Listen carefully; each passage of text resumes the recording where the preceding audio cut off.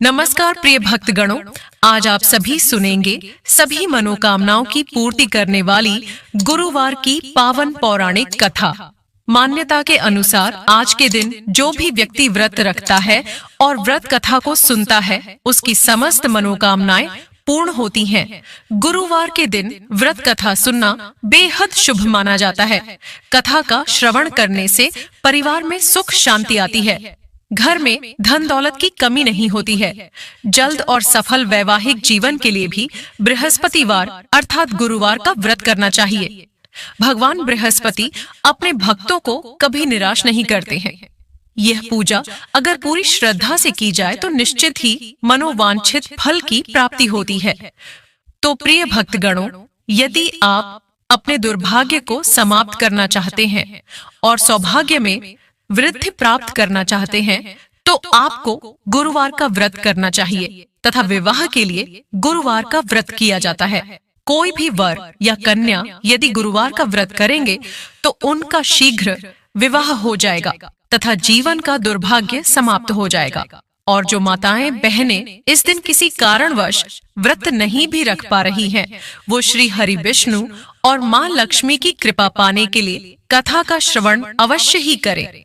तो आज मैं सुना रही हूँ गुरुवार व्रत की संपूर्ण कथाएं, जिसे आप सभी भक्तगण बड़ी श्रद्धा तथा प्रसन्नचित मन से पूरा अवश्य सुनिएगा, क्योंकि भगवान श्री कृष्ण कहते हैं कि कथा का आधे पर ही त्याग करने वाले मनुष्य घोर नरक में जाते हैं। इसीलिए कथा को पूरा सुने। लेकिन कथा को शुरू करने से पहले आप सभी से निवेदन है कि कथा को लाइक अवश्य करते हैं और हिंदू रिलीजियस टेल्स चैनल को सब्सक्राइब करके बेल आइकन का बटन दबाना बिल्कुल भी ना भूले। तो आइए श्री हरि विष्णु और माम लक्ष्मी के चरण कमलों का ध्यान करते हुए व्रत कथा का रसपान करते हैं। एक अति प्रतापी तथा दानी राजा था। वह प्रत्येक गुरुवार को व्रत रखता एवं पूजा करता था। यह उसकी रानी को अच्छा न लगता। न वह व्रत करती और न ही किसी को एक पैसा दान में देती थी। राजा को भी ऐसा करने से मना किया करती थी। एक समय की बात है कि राजा शिकार खेलने वन को चले गए। घर पर रानी और दासी थी। उस समय गुरु बृहस्पति साधु का रूप धारण कर राजा के दरवाजे पर भिक्षा मांगने आए। साधु ने रानी से भिक्षा मांगी तो वह कहने लगी, हे साधु महाराज, मैं इस दान और पुण्य से तंग आ गई हूँ। महाराज, आप कोई ऐसा उपाय बताएं जिससे यह सारा धन नष्ट हो जाए और मैं आराम से रह सकूं। साधु रूपी बृहस्पति देव ने कहा, हे देवी, तुम बड़ी विचित्र हो। संतान और धन से भी कोई दुखी होता है। अगर तुम्हारे पास धन अधिक है तो इसे शुभ कार्यों में लगाओ, जिससे तुम्हारे दोनों लोग सुधरे। परंतु साधु की इन बातों से रानी खुश नहीं हुई। उसने कहा, मुझे ऐसे धन की आवश्यकता नहीं जिसे मैं दान दूं तथा जिसको संभालने में ही मेरा सारा समय नष्ट हो जाए। साधु ने कहा, यदि तुम्हारी ऐसी इच्छा है तो जैसा मैं तुम्हें बताता हूँ तुम वैसा ही करना। बृहस्पतिवार के दिन तुम घर को गोबर से लीपना, अपने केशों को पीली मिट्टी से धोना, केशों को धोते समय स्नान करना, राजा से हजामत बनाने को कहना, भोजन में मांस मदिरा खाना, कपड़ा धोबी के यहाँ धुलने डालना। इस प्रकार 7 बृहस्पतिवार करने से तुम्हारा समस्त धन नष्ट हो जाएगा। इतना कहकर साधु बने बृहस्पति देव अंतर्धान हो गए। साधु के कहे अनुसार करते हुए रानी को केवल 3 बृहस्पतिवार ही बीते थे कि उसकी समस्त धन संपत्ति नष्ट हो गई। भोजन के लिए परिवार तरसने लगा। एक दिन राजा रानी से बोला, हे रानी, तुम यहीं रहो, मैं दूसरे देश को जाता हूँ, क्योंकि यहाँ पर मुझे सभी जानते हैं, इसीलिए मैं कोई छोटा कार्य नहीं कर सकता। ऐसा कहकर राजा परदेश चला गया। वहां वह जंगल से लकड़ी काट कर लाता और शहर में बेचता। इस तरह वह अपना जीवन व्यतीत करने लगा। इधर राजा के बिना रानी और दासी दुखी रहने लगी। एक समय जब रानी और दासियों को 7 दिन बिना भोजन के रहना पड़ा, तो रानी ने अपनी दासी से कहा, हे दासी, पास ही के नगर में मेरी बहन रहती है। वह बड़ी धनवान है। तू उसके पास जा और कुछ ले आ, ताकि थोड़ा बहुत गुजर बसर हो जाए। दासी रानी की बहन के पास गई। उस दिन बृहस्पतिवार था। रानी का बहन उस समय बृहस्पतिवार की कथा सुन रही थी। दासी ने रानी की बहन को अपनी रानी का संदेश दिया, लेकिन रानी की बहन ने कोई उत्तर नहीं दिया। जब दासी को रानी की बहन से कोई उत्तर नहीं मिला तो वह बहुत दुखी हुई। उसे क्रोध भी आया। दासी ने वापस आकर रानी को सारी बात बता दी। सुनकर रानी ने अपने भाग्य को कोसा। उधर रानी की बहन ने सोचा कि मेरी बहन की दासी आई थी, परंतु मैं उससे नहीं बोली, इससे वह बहुत दुखी हुई होगी। कथा सुनकर और पूजन समाप्त कर वह अपनी बहन के घर गई और कहने लगी, हे बहन, मैं बृहस्पतिवार का व्रत कर रही थी। तुम्हारी दासी गई, परंतु जब तक कथा होती है तब तक ना उठते हैं और ना बोलते हैं, इसीलिए मैं नहीं बोली। कहो, दासी क्यों गई थी? रानी बोली, बहन, हमारे घर अनाज नहीं था। ऐसा कहते कहते रानी की आंखें भर आई। उसने दासियों समेत भूखा रहने की बात भी अपनी बहन को बता दी। रानी की बहन बोली, बहन देखो, बृहस्पति देव भगवान सबकी मनोकामना पूर्ण करते हैं। देखो, शायद तुम्हारे घर में अनाज रखा हो। यह सुनकर दासी घर के अंदर गई तो वहां उसे एक घड़ा अनाज का भरा मिल गया। उसे बड़ी हैरानी हुई, क्योंकि उसे एक एक बर्तन देख लिया था। उसने बाहर आकर रानी को बताया। दासी रानी से कहने लगी, हे रानी, जब हमको भोजन नहीं मिलता तो हम व्रत ही तो करते हैं, इसीलिए क्यों ना इनसे व्रत और कथा की विधि पूछ ली जाए, हम भी व्रत किया करेंगे। दासी के कहने पर रानी ने अपनी बहन से बृहस्पतिवार व्रत के बारे में पूछा। उसकी बहन ने बताया, बृहस्पतिवार के व्रत में चने की दाल और मुनक्का से विष्णु भगवान का, केले की जड़ में पूजन करें तथा दीपक जलाएं, पीला भोजन करें तथा कथा सुने। इससे गुरु भगवान प्रसन्न होते हैं, मनोकामना पूर्ण करते हैं। व्रत और पूजन की विधि बताकर रानी की बहन अपने घर लौट आई। रानी और दासी दोनों ने निश्चय किया कि बृहस्पति देव भगवान का पूजन जरूर करेंगे। 7 रोज बाद जब बृहस्पतिवार आया तो उन्होंने व्रत रखा। घुड़साल में जाकर चना और गुड़ बीन लाए तथा उसकी दाल से केले की जड़ तथा विष्णु भगवान का पूजन किया। अब पीला भोजन कहाँ से आए? दोनों बड़ी दुखी हुई, परंतु उन्होंने व्रत किया था, इसीलिए बृहस्पति देव जब भगवान प्रसन्न थे। एक साधारण व्यक्ति के रूप में वे 2 थालों में सुंदर पीला भोजन लेकर आए और दासी को देकर बोले, हे दासी, यह भोजन तुम्हारे लिए और तुम्हारी रानी के लिए है, इसे तुम दोनों ग्रहण करना। दासी भोजन पाकर बहुत प्रसन्न हुई। उसने रानी को सारी बात बताई। उसके बाद से वे प्रत्येक बृहस्पतिवार को गुरु भगवान का व्रत और पूजन करने लगी। बृहस्पति भगवान की कृपा से उनके पास धन हो गया, परंतु रानी फिर पहले की तरह आलस्य करने लगी। तब दासी बोली, देखो रानी, तुम पहले भी इस प्रकार आलस्य करती थी, तुम्हें धन के रखने में कष्ट होता था, इस कारण सभी धन नष्ट हो गया। अब गुरु भगवान की कृपा से धन मिला है तो फिर तुम्हें आलस्य होता है। बड़ी मुसीबतों के बाद हमने यह धन पाया है, इसीलिए हमें दान पुण्य करना चाहिए। अब तुम भूखे मनुष्यों को भोजन कराओ, प्याऊ लगवाओ, ब्राह्मणों को दान दो, कुआं, तालाब, बावड़ी आदि का निर्माण कराओ, मंदिर पाठशाला बनवाकर ज्ञान दान दो, कुंवारी कन्याओं का विवाह करवाओ, अर्थात धन को शुभ कार्यों में खर्च करो, जिससे तुम्हारे कुल का यश बढ़े तथा स्वर्ग प्राप्त हो और पितृ प्रसन्न हो। दासी की बात मानकर रानी शुभ कर्म करने लगी। उसका यश फैलने लगा। एक दिन रानी और दासी आपस में विचार करने लगी कि न जाने राजा किस दशा में होंगे। उनकी कोई खोज खबर भी नहीं है। उन्होंने श्रद्धा पूर्वक बृहस्पति भगवान से प्रार्थना की कि राजा जहाँ कहीं भी हो शीघ्र वापस आ जाए। उधर राजा प्रदेश में बहुत दुखी रहने लगा। वह प्रतिदिन जंगल से लकड़ी बीनकर लाता और उसे शहर में बेचकर अपने दुखी जीवन को बड़ी कठिनता से व्यतीत करता। एक दिन दुखी हो अपनी पुरानी बातों को याद करके वह रोने लगा और उदास हो गया। उसी समय राजा के पास बृहस्पति देव साधु के वेश में आकर बोले, हे लकड़हारे, तुम इस सुनसान जंगल में किस चिंता में बैठे हो, मुझे बतलाओ। यह सुन राजा के नेत्रों में जल भर आया।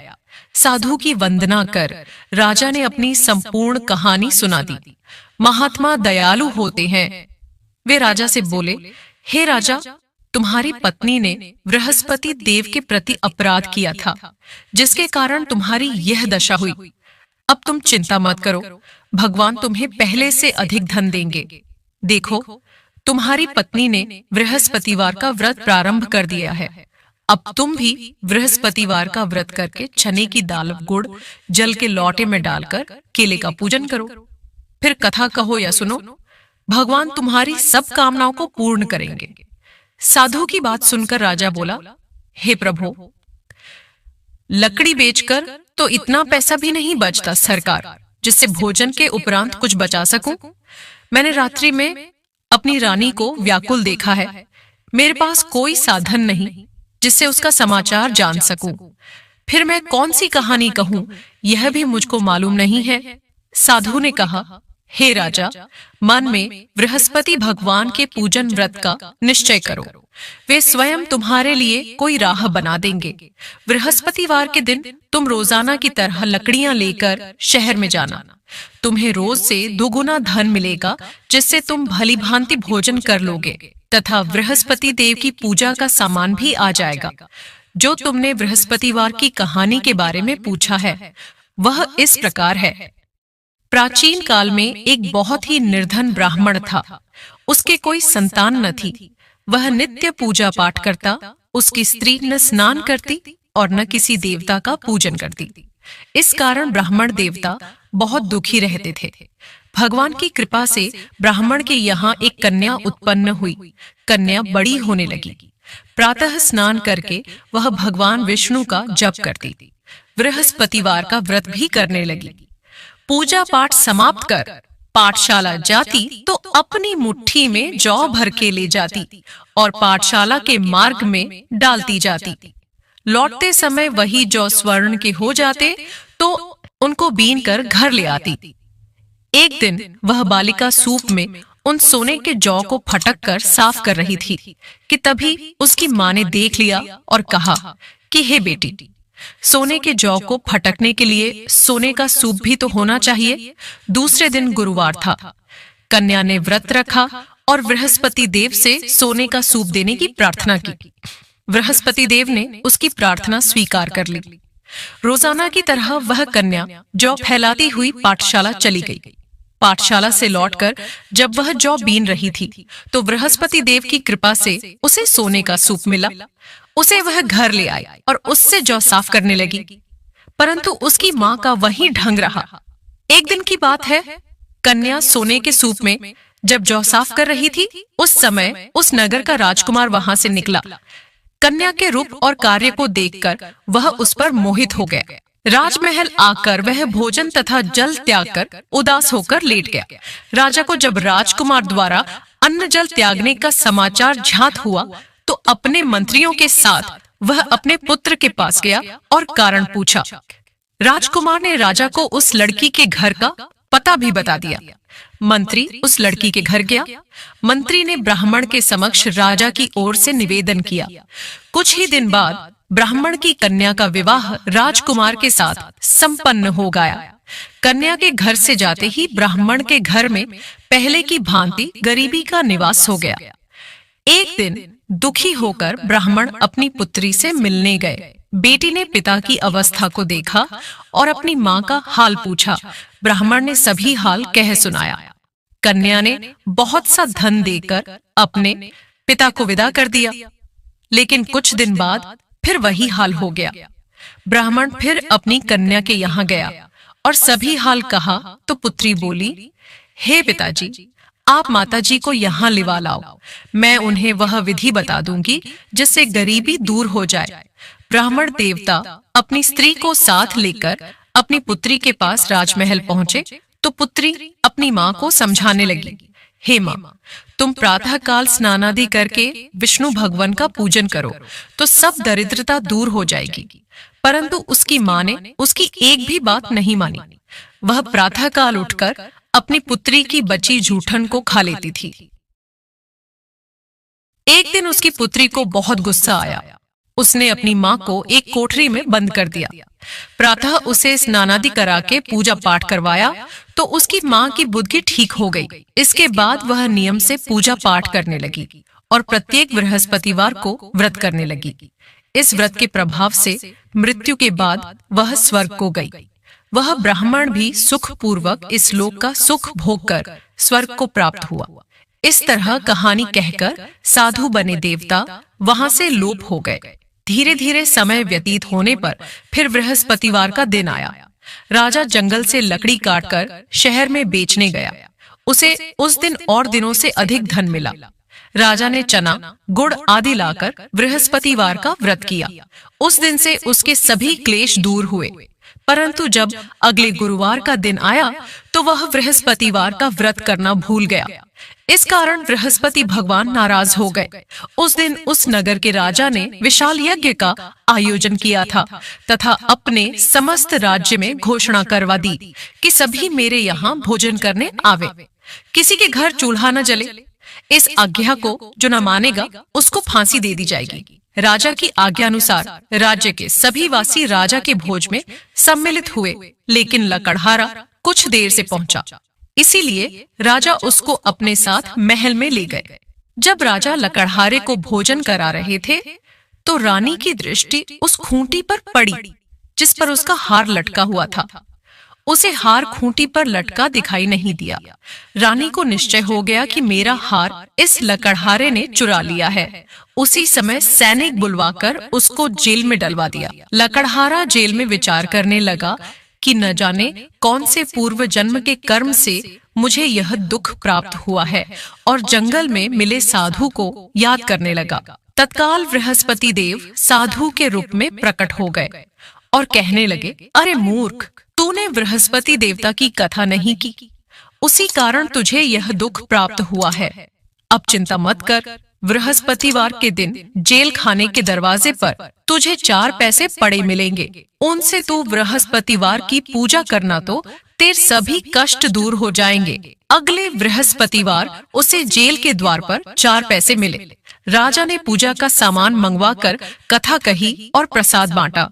उसी रात्रि में बृहस्पति देव ने उस नगर के राजा को स्वप्न में कहा, हे राजा, तूने जिसे जेल में बंद किया है उसे कल छोड़ देना, वह निर्दोष है। राजा प्रातःकाल उठा और खूंटी पर हार टंगा देखकर लकड़हारे को बुलाकर क्षमा मांगी तथा राजा के योग्य सुंदर वस्त्र आभूषण भेंट कर उसे विदा किया। गुरुदेव की आज्ञानुसार राजा अपने नगर को चल दिया। राजा जब नगर के निकट पहुंचा तो उसे बड़ा ही आश्चर्य हुआ। नगर में पहले से अधिक बाग, तालाब और कुएं तथा बहुत सी धर्मशालाएं, मंदिर आदि बने हुए थे। राजा ने पूछा कि यह किसका बाग और धर्मशाला है। तब नगर के सब लोग कहने लगे कि यह सब रानी और दासी द्वारा नवाए गए हैं। राजा को आश्चर्य हुआ और गुस्सा भी आया कि उसकी अनुपस्थिति में रानी के पास धन कहां से आया होगा। जब रानी ने यह खबर सुनी कि राजा आ रहे हैं तो उसने अपनी दासी से कहा, हे दासी, देख, राजा हमको कितनी बुरी हालत में छोड़ गए थे। वह हमारी ऐसी हालत देखकर लौट न जाए, इसलिए तू दरवाजे पर खड़ी हो जा। रानी की आज्ञा अनुसार दासी दरवाजे पर खड़ी हो गई और जब राजा आए तो उन्हें अपने साथ महल में ले लाई। तब राजा ने क्रोध करके अपनी तलवार निकाली और पूछने लगा, बताओ, ये धन तुम्हें कैसे प्राप्त हुआ है? तब रानी ने सारी कथा कह सुनाई। राजा ने निश्चय किया कि मैं रोजाना दिन में 3 बार कहानी कहा करूंगा और रोज व्रत किया करूंगा। अब हर समय राजा के दुपट्टे में चने की दाल बंधी रहती तथा दिन में 3 बार कथा कहता। एक रोज राजा ने विचार किया कि चलो अपनी बहन के यहाँ हो आऊं। इस तरह का निश्चय कर राजा घोड़े पर सवार हो अपनी बहन के यहाँ चल दिया। मार्ग में उसने देखा कि कुछ आदमी एक मुर्दे को लिए जा रहे हैं। उन्हें रोककर राजा कहने लगा, अरे भाइयों, मेरी बृहस्पतिवार की कथा सुन लो। वे बोले, लो, हमारा तो आदमी मर गया है, इसको अपनी कथा की पड़ी है। परंतु कुछ आदमी बोले, अच्छा कहो, हम तुम्हारी कथा भी सुनेंगे। राजा ने दाल निकाली और कथा कहनी शुरू कर दी। जब कथा आधी हुई तो मुर्दा हिलने लगा और जब कथा समाप्त हुई तो राम राम करके वह मुर्दा खड़ा हो गया। राजा आगे बढ़ा। उसे चलते चलते शाम हो गई। आगे मार्ग में उसे एक किसान खेत में हल चलाता मिला। राजा ने उससे कथा सुनने का आग्रह किया, लेकिन वह नहीं माना। राजा आगे चल पड़ा। राजा के हटते ही बैल पछाड़ खाकर गिर गए तथा किसान के पेट में बहुत जोर से दर्द होने लगा। उसी समय किसान की माँ रोटी लेकर आई। उसने जब देखा तो अपने पुत्र से सब हाल पूछा। बेटे ने सभी हाल बता दिया। बुढ़िया माई दौड़ी दौड़ी उस घुड़सवार के पास पहुंची और उससे बोली, मैं तेरी कथा सुनूंगी, तू अपनी कथा मेरे खेत पर ही चलकर कहना। राजा ने लौटकर बुढ़िया के खेत पर जाकर कथा कही, जिसके सुनते ही बैल खद्दीरे हो गए तथा किसान के पेट का दर्द भी बंद हो गया। राजा अपनी बहन के घर पहुंच गया। बहन ने भाई की खूब मेहमानी की। दूसरे रोज प्रातःकाल राजा जागा तो वह देखने लगा कि सब लोग भोजन कर रहे हैं।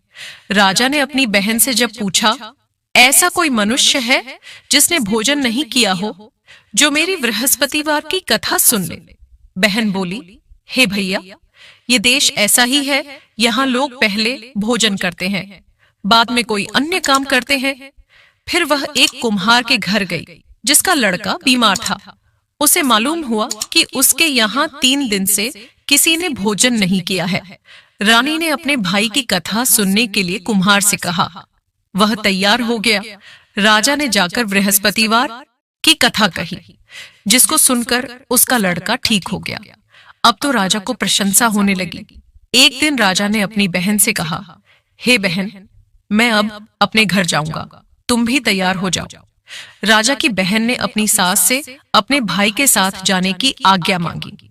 सास बोली, हाँ चली जा, मगर अपने लड़चकों को मत ले जाना, क्योंकि तेरे भाई के कोई संतान नहीं होती है। बहन ने अपने भाई से कहा, हे भैया, मैं तो चलूंगी, मगर कोई बालक नहीं जाएगा। अपनी बहन को भी छोड़कर दुखी मन से राजा अपने नगर को लौट आया। राजा ने अपनी रानी से सारी कथा बताई और बिना भोजन किए वह शैया पर लेट गया। रानी बोली, हे प्रभु, बृहस्पति देव ने हमें सब कुछ दिया है, वे हमें संतान अवश्य देंगे। उसी रात बृहस्पति देव ने राजा को स्वप्न में कहा, हे राजा, उठ, सभी सोच त्याग दे, तेरी रानी गर्भवती है।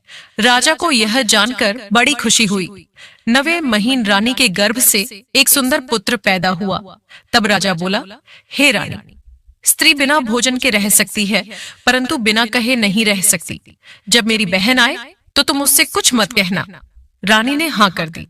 जब राजा की बहन ने यह शुभ समाचार सुना तो वह बहुत खुश हुई तथा बधाई लेकर अपने भाई के यहाँ आई। रानी ने तब उसे आने का उलाहना दिया। जब भाई अपने साथ ला रहे थे तब टाल गई, उनके साथ न आई और आज अपने आप ही भागी भागी बिना बुलाए आ गई। तो राजा की बहन बोली, भाई, मैं इस प्रकार न कहती तो तुम्हारे घर औलाद कैसे होती? बृहस्पति देव सभी कामनाएं पूर्ण करते हैं। जो सद्भावना पूर्वक बृहस्पतिवार का व्रत करता है एवं कथा पढ़ता है अथवा सुनता है और दूसरों को सुनाता है, बृहस्पति देव उसकी सभी मनोकामनाएं पूर्ण करते हैं, उनकी सदैव रक्षा करते हैं। जो संसार में सद्भावना से गुरुदेव का पूजन एवं व्रत सच्चे हृदय से करते हैं, उनकी सभी मनोकामनाएं वैसे ही पूर्ण होती हैं। जरीन जैसी सच्ची भावना से रानी और राजा ने बृहस्पति देव की कथा का गुणगान किया तो उनकी सभी इच्छाएं बृहस्पति देव जी ने पूर्ण की। अनजाने में भी बृहस्पति देव की उपेक्षा न करें, ऐसा करने से सुख शांति नष्ट हो जाती है। इसीलिए सबको कथा सुनने के बाद प्रसाद लेकर जाना चाहिए। हृदय से उनका मनन करते हुए जयकारा बोलना चाहिए। बोलिए श्री हरि विष्णु की जय, बृहस्पति देव की जय। प्रिय भक्त जनों, आइए सुनते हैं बृहस्पतिवार की दूसरी कथा। एक दिन इंद्र बड़े अहंकार से अपने सिंहासन पर बैठे थे और बहुत से देवता, ऋषि, गंधर्व, किन्नर आदि सभी सभा में उपस्थित थे। जिस समय बृहस्पति जी वहां पर आए तो सबके सब उनके सम्मान के लिए खड़े हो गए, परंतु इंद्र गर्व के मारे खड़े नहीं हुए। यद्यपि इंद्र सदैव उनका आदर किया करता था, बृहस्पति जी अपना अनादर समझते हुए वहां से उठकर चले गए। तब इंद्र को बड़ा शोक हुआ कि मैंने गुरुजी का अनादर कर दिया। मुझसे बड़ी भारी भूल हो गई। गुरुजी के आशीर्वाद से ही मुझको यह वैभव मिला है। उनकी क्रोध से यह सब नष्ट हो जाएगा। इसीलिए उनके पास जाकर उनसे क्षमा मांगनी चाहिए, जिससे उनका क्रोध शांत हो जाए और मेरा कल्याण हो। ऐसा विचार कर इंद्र उनके स्थान पर गए। जब बृहस्पति जी ने अपने योग बल से यह जान लिया कि इंद्र क्षमा मांगने के लिए आ रहा है, तब क्रोधवश उनसे भेंट करना उचित न समझकर अंतर्ध्यान हो गए। जब इंद्र ने बृहस्पति जी को घर पर न देखा, तब निराश होकर लौट आए। जब दैत्यों के राजा विश्ववर्मा को यह समाचार विदित हुआ, तो उसने अपने गुरु शुक्राचार्य की आज्ञा से इंद्रपुरी को चारों तरफ से घेर लिया। गुरु की कृपा न होने के कारण देवता हारने व मार खाने लगे। तब उन्होंने ब्रह्मा जी को विनय पूर्वक सब वृतांत सुनाया और कहा कि महाराज दैत्यों से किसी प्रकार हमें बचाइए। तब ब्रह्मा जी कहने लगे कि तुमने बड़ा अपराध किया है, जो गुरुदेव को क्रोधित किया। अब तुम्हारा कल्याण इसी में हो सकता है। त्वष्टा ब्राह्मण का पुत्र विश्वरूपा बड़ा तपस्वी और ज्ञानी है, उसे अपना पुरोहित बनाओ तो तुम्हारा कल्याण हो सकता है। यह वचन सुनते ही इंद्र त्वष्टा के पास गए और बड़ी विनीत भाव से कहने लगे कि आप हमारे पुरोहित बनिए, जिससे हमारा कल्याण हो। त्वष्टा ने उत्तर दिया कि पुरोहित बनने से तपोबल घट जाता है, परंतु तुम बहुत विनती करते हो, इसीलिए मेरा पुत्र विश्वरूपा पुरोहित बनकर तुम्हारी रक्षा करेगा। विश्वरूपा ने पिता की आज्ञा से पुरोहित बनकर ऐसा यत्न किया कि हरि इच्छा से विश्ववर्मा को युद्ध में जीत कर अपने इंद्रासन पर स्थित हुआ। विश्वरूपा के 3 मुख थे। एक मुख से वह सोमपल्ली लता का रस निकाल पीते थे, दूसरे मुख से वे मदिरा पीते और तीसरे मुख से भोजन करते। इंद्र ने कुछ दिनों उपरांत कहा कि मैं आपकी कृपा से यज्ञ करना चाहता हूँ। जब विश्वरूपा की आज्ञा अनुसार यज्ञ प्रारंभ हो गया, तब एक दैत्य ने विश्वरूपा से कहा कि तुम्हारी माता दैत्य की कन्या है, इस कारण हमारे कल्याण के निमित्त एक आहुति दैत्यों के नाम पर भी दे दीजिए तो अति उत्तम हो। विश्वरूपा उस दैत्य का कहा मानकर आहुति देते समय दैत्य के नाम भी धीरे धीरे से लेने लगे। इसी कारण यज्ञ करने से देवताओं का तेज नहीं बढ़ा। इंद्र ने यह वृत्तांत जानते ही क्रोधित होकर विश्वरूपा के 3 सिर काट डाले। मद्यपान करने से भंवरा सोमपल्ली, पीने से कबूतर और अन्न खाने के मुख से तीतर बना। विश्वरूपा के मरते ही इंद्र का स्वरूप ब्रह्म हत्या के प्रभाव से बदल गया। देवताओं के 1 वर्ष पश्चाताप करने पर भी ब्रह्म हत्या का पाप न छूटा, तो सब देवताओं की प्रार्थना करने पर ब्रह्मा जी बृहस्पति जी के सहित वहां गए। उस ब्रह्म हत्या के 4 भाग किए, उनमें से 1 भाग पृथ्वी को दिया। इसी कारण कहीं कहीं धरती ऊंची, नीची और बीज बोने के लायक भी नहीं होती। साथ ही ब्रह्मा जी ने यह वरदान दिया, जहां पृथ्वी में गड्ढा होगा, कुछ समय पाकर स्वयं भर जाएगा। दूसरा भाग वृक्षों को दिया, जिससे उनमें से एक गोंद बनकर बहता है। इस कारण गूगल के अतिरिक्त सब गोंद अशुद्ध समझे जाते हैं। वृक्षों को यह वरदान दिया कि ऊपर से सूख जाने पर जड़ फिर फूट जाती है। तीसरा भाग स्त्रियों को दिया। इसी कारण स्त्रियां हर महीने रजस्वला होकर पहले दिन चांडालनी, दूसरे दिन ब्रह्मघातिनी, तीसरे दिन धोबिन के समान रहकर चौथे दिन शुद्ध होती है और संतान प्राप्ति का उनको वरदान दिया। चौथा भाग जल को दिया, जिससे फेन और सिवाल आदि जल के ऊपर आ जाते हैं। जल को यह वरदान मिला कि जिस चीज में डाला जाएगा वह बोझ में बढ़ जाएगी। इस प्रकार इंद्र को ब्रह्म हत्या के पाप से मुक्त किया। जो मनुष्य इस कथा को पढ़ता या सुनता है, उसके सब पाप बृहस्पति जी महाराज की कृपा से नष्ट होते हैं। बोलिए श्री हरि विष्णु की जय, बृहस्पति देव की जय। प्रिय भक्तगणों, उम्मीद करती हूँ आपको हमारी यह कथा अवश्य ही पसंद आई होगी। पसंद आई है तो उसको लाइक करके चैनल को सब्सक्राइब अवश्य कर लें।